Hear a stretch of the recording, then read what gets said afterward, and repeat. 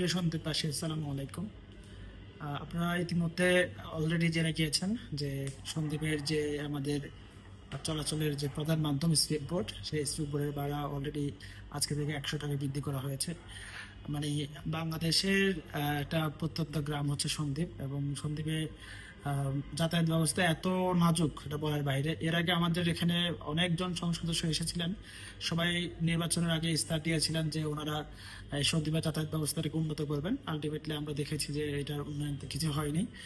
মানে day by day এটা অনেক সময় খারাপের দিকে গিয়েছে। অনেক মৃত্যুর ঘটনা ঘটেছে, নৌকা দুর্ঘটনা ঘটেছে। তো গতকালকে সরকারের পক্ষ থেকে বলা হলো যে অকটেন ডিজেল এগুলোর দাম বৃদ্ধি করা হয়েছে 15 থেকে 20 টাকার মতো আর কি।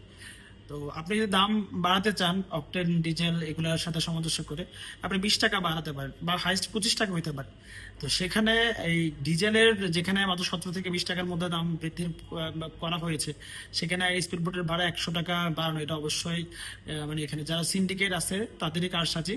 এবং আমরা মনে করি সিন্ডিকেটের সাথে আমাদের যে স্থানীয় পর্যায়ে যারা লোকাল নেতারা রয়েছেন তারা অবশ্যই এখানে জড়িত। না হলে মানে মানুষের গলায় পাড়া দিয়ে এই একটা ক্রান্তিকাল মুহূর্তে 100 টাকা বৃদ্ধি করা কখনোই হতে পারে না। তো সরকারের যারা ঊর্ধ্বতন কর্মকর্তা আছেন এবং সংশ্লিষ্ট যারা আছেন তারা অবশ্যই ব্যাপারটা নজরে নেবেন। কারণ এখানে ডেইলি এখানে হাজার হাজার মানুষ যাতায়াত করে, তাদের যাতায়াতটাকে ভোগান্তিতে ফেলে জনগণকে ভোগান্তিতে ফেলে আপনাদের আসলে কোনো লাভ হবে না। এই সিন্ডিকেটে যারা আছেন আপনাদেরকে আমরা হুঁশিয়ারি করে দিতে চাই, আপনাদের এই সিন্ডিকেট আমরা কিন্তু 5 আগস্ট করে একবার ভেঙে দিয়েছিলাম। আপনারা আবার একত্রিত হচ্ছেন, সবাই মিলে এই সিন্ডিকেটটাকে আবার গড়ে তুলছেন। এটা বেশি দিন সাস্টেইন করবে না, আমরা এটা বলে দিতে চাচ্ছি। সন্দীপবাসীকে আহ্বান জানাবো আপনারা এই ব্যাপারটা নিয়ে সোচ্চার হন এবং এই ব্যাপারটা নিয়ে কথা বলেন।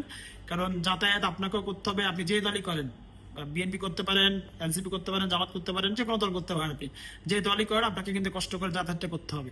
তো এই যাতায়াতের ক্ষেত্রে এই নিরাপদ সন্দ্বীপ গড়ার আমাদের যে লক্ষ্য, যাতায়াত ব্যবস্থা নিরাপদ করার যে আমাদের লক্ষ্য আছে, সেই লক্ষ্যে আমাদের সবাইকে ঐক্যবদ্ধভাবে কাজ করতে হবে।